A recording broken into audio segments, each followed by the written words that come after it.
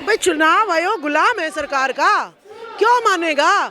चुनाव आयोग में चुनाव अधिकारी को भाजपा सरकार जाएगी तो जो है ना काला पानी की सजा दे देगी। क्या करेगा वो अपनी नौकरी बचाएगा या जनता के अधिकार को बचाएगा? सारे नौकरी बचाने के लिए बैठे हुए हैं और सत्ता का डर सबको होता है। तो चुनाव आयोग को जो सत्ताधारी पार्टी कहेगी वही वो करेगा। कोई कुल्हाड़ी मारेगा क्या अपने पाँव पे? वो पागल थोड़ी ना, वो आवाज उठाएंगे। वो तो ईवीएम चालू रखेंगे जब तक भारत के बहुजन सड़कों पे नहीं आ जाएंगे। ये सिद्ध कर दे कि राम नाम लिखकर पत्थर रामायण के काल में कैसे पानी पे तैर जाता है और महाभारत काल में गेंद जो बहुत हल्की होती है वो जो है पानी में नीचे डूब जाती है। ये एक बार ये देश सिद्ध कर दे। राजबाला जी, ईवीएम को लेकर आज दिल्ली के जंतर मंतर पर आंदोलन चल रहा है, क्या लग रहा है ईवीएम में क्या गड़बड़ी दिखती है आपको? ईवीएम सबसे पहले तो आपको समझने की ज़रूरत है, जिस तरीके से आप कैमरा चलाते हैं अपनी मर्जी के वीडियो को आप जो है एडिट कर सकते हो, डिलीट कर सकते हो। कोई बात आपको पसंद नहीं है तो आप उसको जो है रिमूव कर सकते हो। तो यानी आप ये मैन मेड थिंग है, आदमी ने बनाई है, आदमी के कंट्रोल इसको कर सकता है। चंद्रयान पर जब जो है चंद्रयान जो है चंद्रमा पे गया तो उसको कौन कंट्रोल कर रहा था? उसको जो है आदमी जो है भारत पे नीचे बैठ के साइंटिस्ट जो है उसको कंट्रोल कर रहे थे।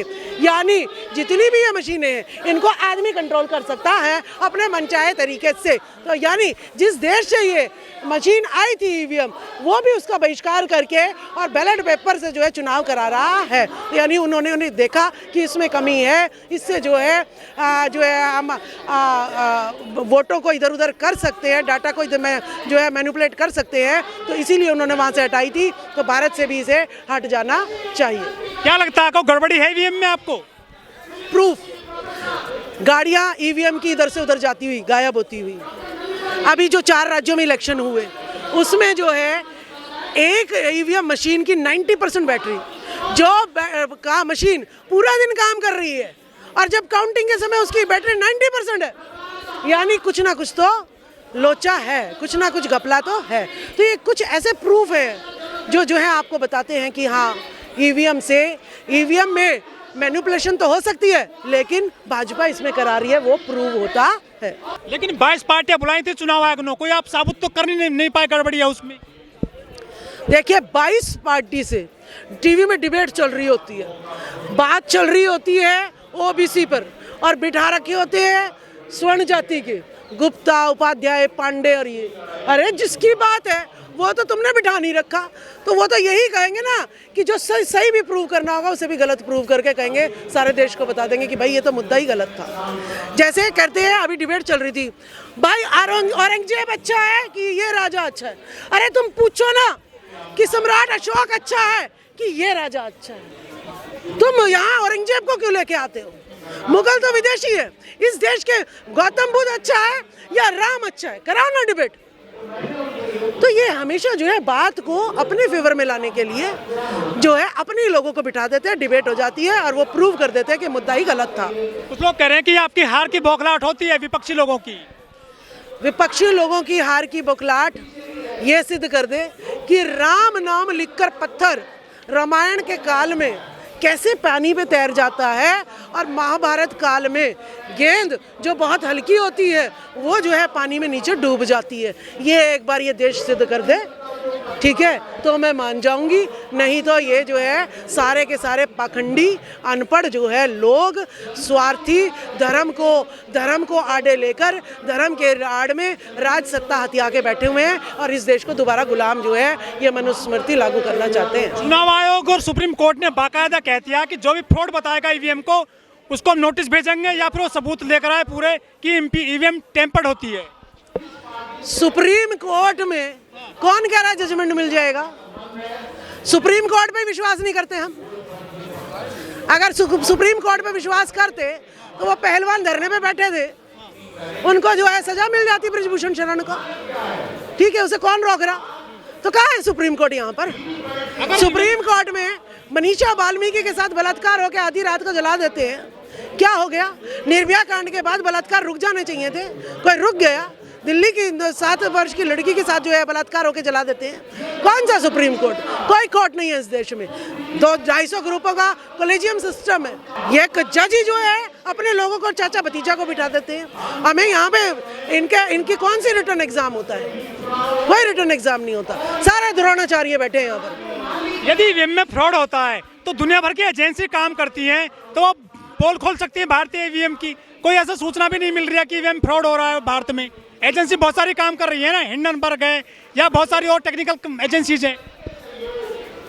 मेरी सत्ता आएगी, सबसे पहले मैं, जब भी गरम हलवा खाना होता है बाहर से खाना होता है। अगर अपनी सत्ता बचानी है तो अपने बाहर के लोगों को फिक्स करना पड़ेगा जो आपके बारे में बोल सके, आपकी फेवर ले सके, तभी राज जो है कर सकते हो, नहीं तो राज नहीं कर सकते हो। तो ये सारी एजेंसियां इन्हीं की एजेंट है, कुछ नहीं है। तो राजनीतिक दल क्यों नहीं आ रहे हैं आपके साथ में ईवीएम के खिलाफ? जो हार जाते हैं, हजारों दल हैं, हजारों पार्टियां हैं देश में, वो ईवीएम के खिलाफ क्यों नहीं लड़ रही है सड़क पर? देखिए, कांग्रेस जो है ईवीएम के खिलाफ इसलिए नहीं लड़ सकती क्योंकि ईवीएम कांग्रेस खुद लेके आई थी, ठीक है। अब जो इंडिया अलायंस की पार्टियां हैं वो जो है इंडिया लीड कर रही है, तो भाई अगर वो ईवीएम के खिलाफ बोली कि ईवीएम हटाओ, तो नहीं कहेंगे नीतीश जी पहले कांग्रेस को कहो ना कि वो लेके आए थे ईवीएम, तो उन पे सवाल खड़ा हो जाएगा। मायावती जी नहीं कह सकती क्योंकि मायावती जी ने तो खुद कह दिया कि भाई राम मंदिर से भी ऑब्जेक्शन नहीं है और बाबरी मस्जिद से भी ऑब्जेक्शन नहीं है। सीधा यह नहीं कह सकती कि भाई ये बौद्ध विहार था। तो स्पष्ट बात नेता यहाँ पर नहीं कर सकते क्योंकि ईडी, सीबीआई, जेल, इनका डर इनको सताए हुए है और कुछ नहीं। लेकिन राहुल गांधी भारत जोड़ो यात्रा निकाल देते हैं, ईवीएम के खिलाफ कभी नहीं बोलते हैं वो पूरे देश में। जब लाए ही जो है राहुल गांधी का परिवार, तो वो कैसे बोल देंगे अपने बाप के खिलाफ? ठीक है, सीखो उनसे। ये हमारा बहुजन समाज है जो अपने की तरफ तो उंगली खड़ा कर देता है। हाँ, लालू यादव चारा घोटाला का मालिक हैं? मनीष सिसोदिया को, सत्येंद्र जैन को जेल में होते हुए भी कोई भी उसका आदमी ये कह रहा अपराधी है, वो तो उसे योद्धा बता रहा है। और हाँ, ये बहुजन समाज का अपने ऊपर उंगली उठा सकता है लेकिन दूसरे की जुत्ती चाटता है, तभी हम पिट रहे हैं। तो बहुजन ही क्यों आ रहे हैं सड़क पर ईवीएम के खिलाफ? वो लोग क्यों नहीं आ रहे हैं? क्या दिक्कत है आपको? भाई उनकी तो राज सत्ता है, कांग्रेस में एक भाई, कांग्रेस में तो एक बीजेपी में। भाई बीजेपी आएगी तेरे को मैं बचा लूंगा और कांग्रेस आएगी तो तुम मुझे बचा लियो। उनको क्या जरूरत है? अगर वो ईवीएम ले आए तो 10% का शासन है वो तो खत्म ही ना हो जाएगा। तो वो अपने जो राज सत्ता पर कोई कुल्हाड़ी मारेगा क्या अपने पाँव पे? वो पागल थोड़ी ना वो आवाज उठाएंगे। वो तो ईवीएम चालू रखेंगे जब तक भारत के बहुजन सड़कों पे नहीं आ जाएंगे। कुछ लोग ये कह रहे हैं कि जब तक ईवीएम रहेगी देश में, दलित कभी कुर्सी तक नहीं पहुंच पाएंगे, ना बहुजन कभी कुर्सी तक पहुंच पाएंगे। बिल्कुल सत्य है, क्योंकि जब तक फेयर ट्रांसपेरेंट चुनाव नहीं होगा बहुजन इस प्रधानमंत्री की कुर्सी पर नहीं आ सकता है। हकीकत है ये। तो कैसे मिलेगी सफलता फिर आपको? सफलता मिलेगी ना, जनता अगर एकदम खड़ी हो जाए तो तुरंत जो है एक्शन। ड्राइवर देखो ना, ड्राइवरों की हड़ताल हुई, तुरंत वापस लेना पड़ा। तो अगर इसी तरीके से जनता ईवीएम के खिलाफ खड़ी हो जाएगी तो खुद जो है इन्हें ये ईवीएम हटानी पड़ेगी। जनता तो अनाज ले रही है 5 किलो। देखिए, ये हमारा दुर्भाग्य है। जो किसान अनाज उगाता था, आज उसको इन मनुवादियों ने, इन धर्म प्रचारकों ने जो है आज उसे ही भिखारी बना दिया है। अंबानी, अडानी सारे अनाज फसल खरीद लेते हैं और फिर हमें खुद खाने को मोहताज कर देते हैं। हमारे खेत खलियान जो है सरकार हड़प लेती है, सस्ते दामों में अपने लोगों को दे देते हैं और हम 100 गज के लिए भी तरसते हैं।